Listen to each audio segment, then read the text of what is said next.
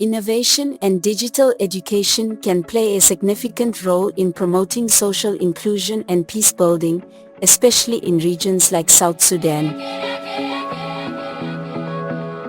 where there is an unfinished agenda in realizing the rights of women and girls.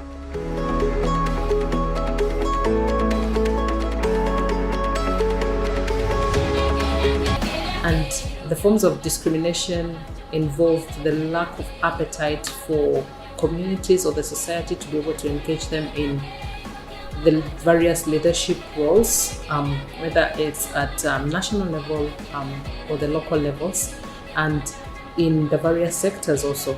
Kind of discriminations that people face in my community is, let me say, discrimination in gender. In other words, gender inequality. You see, most girls are they are denied the right to school. They're not given the opportunity to go to school. Women also, women are isolated, or they are not given the opportunity to work in public offices. The kind of discriminations people face in my community, and I think something that relates to what I do, is girls being told that sciences are not for them. And to me, an inclusive South Sudan, it's a South Sudan where every girl has the choice and the right to believe in herself, to trust, to choose the courses that they want to do for themselves.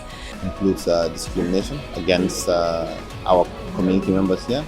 This could be from gender-based discrimination, ethnic-based discrimination, and also the socio-political and socio-economic issues that kind of inhibit people from expressing themselves or accessing opportunities that are available to them.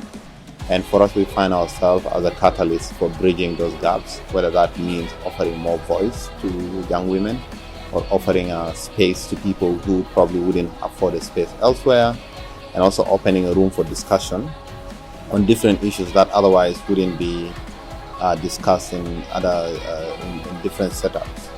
And I think for me, when I look at the South Sudan that is inclusive, I look at it should be a microcosm of kind of including everyone together, bringing the voices of people who have power and people who don't have power, and kind of putting kind of equity on the various level of societal issues. Women and girls who are affected by HIV were facing a lot of discrimination.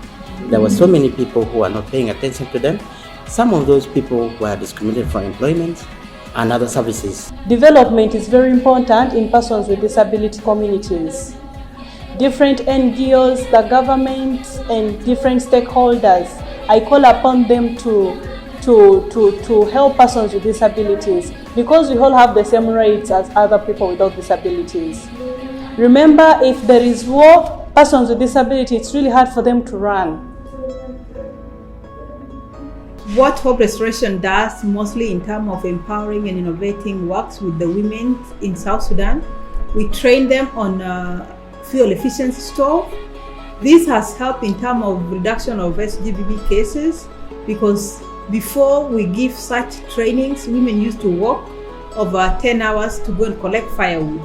But when we train them on fuel efficiency stove, it's within the compound, so you don't need to move around, and it's also taking less charcoal when you are using it. Where I see technology and digital inclusion coming here is that technology affords people the voice. So you find that with social media and other technologies, there are people who might not have access to mainstream platforms for expressing their views, but technology and digital platforms affords them that opportunity to be able to express themselves, to be able to express their voice, and also have people listen to them. And that's why people like content creators offer a very meaningful perspective, probably that is not covered by the mainstream media.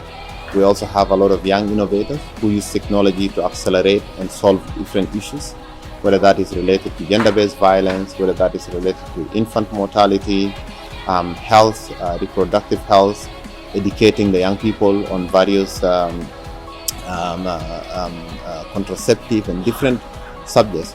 We find that digital technologies are kind of open that platform. And for us, we act as that catalyst. We offer internet in this space, we offer training on digital literacy, and we offer various level of resource access. And I think that kind of complemented with everything else that is being done by the development partners, by communities, and by youth on the ground, that can kind of help us in creating an equal society.